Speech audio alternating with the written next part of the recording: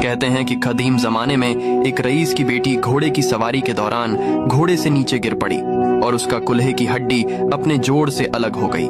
लड़की के बाप ने बहुत से हकीमों से इलाज करवाने की कोशिश की कि हड्डी को वापस अपनी जगह पर बिठाया जाए, मगर मुसीबत ये थी कि लड़की किसी हकीम को अपना जिस्म छूने की इजाजत नहीं देती थी।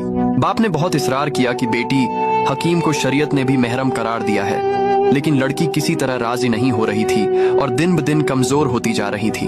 आखिर लोगों ने मशवरा दिया कि शहर से बाहर एक बहुत हाजिक हकीम रहते हैं, उनसे मशवरा कर लिया जाए। वो शख्स हकीम साहब के पास गया और अपना मसला बयान किया।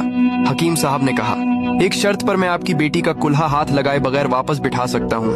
वो शख्स बोला, जो भी शर्त हो मैं कबूल करने को तैयार हूँ। हकीम ने कहा, शर्त यह है कि एक बहुत मोटी ताजी गाय मेरे लिए ला दो तो मैं आपकी बेटी का इलाज कर दूंगा। वो शख्स बहुत भारी कीमत पर शहर की सबसे तंदुरुस्त गाय खरीद कर हकीम साहब के घर ले आया। हकीम साहब ने कहा, आप अपनी बेटी को परसों अपने साथ ले आइए, उसी दिन अल्लाह के हुक्म से उसका इलाज कर दूंगा।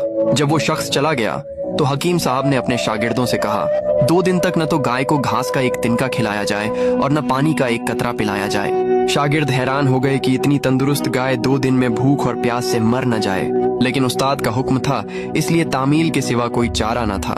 2 दिन तक गाय भूख और प्यास की शिद्दत से बहुत कमजोर हो गई। दोपहर के वक्त वादे के मुताबिक वो शख्स अपनी बेटी को चारपाई पर डालकर हकीम साहब के पास ले आया। हकीम ने लड़की के वालिद से कहा, अपनी बेटी को गाय की पीठ पर बिठा दो। सब लोग हैरान रह गए, लेकिन हुक्म मानने के अलावा कोई रास्ता नहीं था। लड़की को गाय की पीठ पर बिठा दिया गया। अब हकीम साहब ने शागिर्दों से कहा, लड़की के दोनों पांव गाय के पेट के गिर्द रस्सी से बांध दो। ये काम होने के बाद हकीम साहब ने कहा, अब गाय के सामने घास और दूसरी खुराक डाल दो। गाय 2 दिन की भूखी प्यासी थी, जल्दी जल्दी खाने लगी। फिर हकीम साहब ने उसके